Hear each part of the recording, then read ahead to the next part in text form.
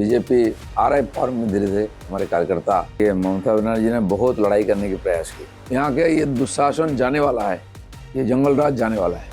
चुनाव आयोग द्वारा ममता बनर्जी के एक भाषण पर पश्चिम बंगाल के मुख्य निर्वाचन अधिकारी से रिपोर्ट मांगे जाने के बाद सियासत तेज हो गई है।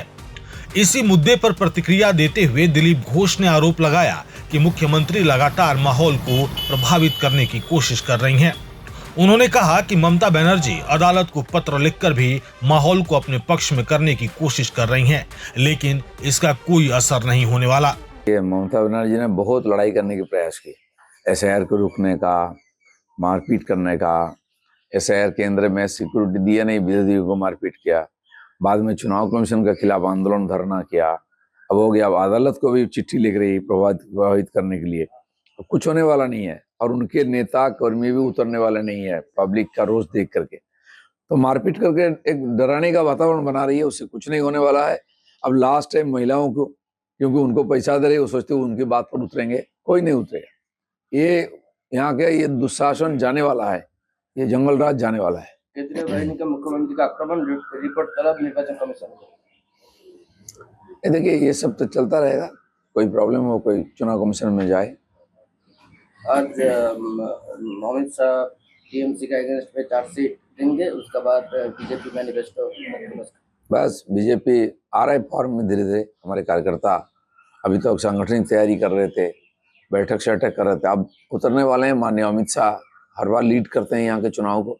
इस बार भी उनका हाथ से जब संकल्प पत्र और चार्जशीट का उद्घाटन हो जाएगा, फिर हमारे कार्यकर्ता कूद जाएंगे पूरा। टीएमसी देखेगा भाजपा का क्या रूप है। যেখানে কেন্দ্রীয় সরকার দেখা যাচ্ছে যে তেল পেট্রোলের দাম কমাচ্ছে, সেখানে অভিষেক ব্যানার্জি বলেছে যে ইলেকশনের পর পেট্রোলের দাম 200 টাকা হবে। अभिषेक बनर्जी, ममता बनर्जी लोगों को डरा रही थी, दाम तेल नहीं मिलेगा, गैस नहीं मिलेगा, दाम बढ़ेगा। उल्टा दाम कम हो गया तेल का। अब बोले अभी नहीं, चुनाव के बाद बढ़ेगा। अरे तुम चुनाव ना रुक पाएगा, ना तेल का दाम रुक पाएगा। अब ये सब झूठ बोल बोल के लोगों को भड़का रहे हैं। बंगाल के लोग उनको समझ गए, जान गए उनको क्या कैरेक्टर है।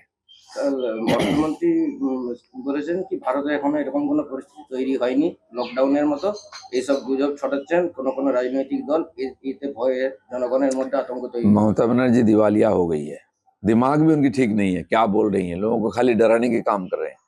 डराने का राजनीति खत्म, कुछ नहीं होने वाला है। কর্তব্য অবহেলা, আইন শৃঙ্খলা নিয়ন্ত্রণে ব্যর্থ, বাসন্তীর ঘটনা, এসিকে সাসপেন্ড কমিশন। और भी कुछ पुलिस ऑफिसर सस्पेंड होने वाले हैं।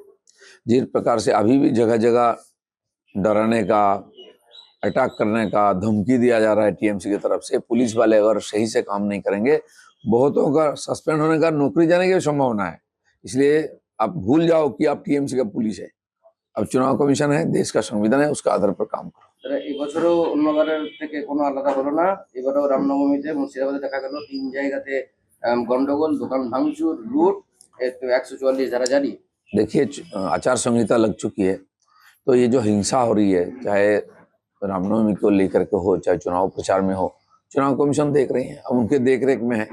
अगर चुनाव को फ्री फेयर करना है तो किस प्रकार से प्रशासनिक व्यवस्था होनी चाहिए, उनको सोचना चाहिए। बंगाल की जनता परिवर्तन की मूड में आ चुकी है। लास्ट क्वेश्चन, अमित शाह বলেছেন যে মোদি গভর্নমেন্টের উপর এই যুদ্ধ নিয়ে ভরসা রাখুন, TMC will lose Bengal polls. बिल्कुल सही है। इतना दुनिया भर में लड़ाई चल रहा है, 20-20, 22-22 देश लड़ रहे हैं आपस में। वहाँ की जीवन अस्त व्यस्त हो गया है, लेकिन अपने देश में एक आंच तक लगने नहीं दिया मोदी जी ने। पेट्रोल का, डीजल का दाम कम हो गया है, हर चीज अवेलेबल है। यहाँ ईद हो गया, नवरात्र चल रहा है, बासंती पूजा हो रहा है, रामनवमी धूमधाम के साथ मनाया जा रहा है। लोगों में कोई टेंशन नहीं है। लोग जानते हैं कि नरेंद्र मोदी जी हैं तो सब संभव है, यहाँ शांति से रहेंगे। इसलिए बंगाल में भी हम वो शांति चाहते हैं।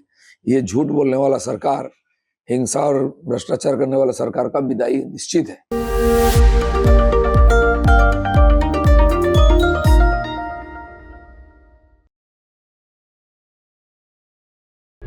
प्रभातखबर.com, विश्वास वही, रफ्तार नहीं।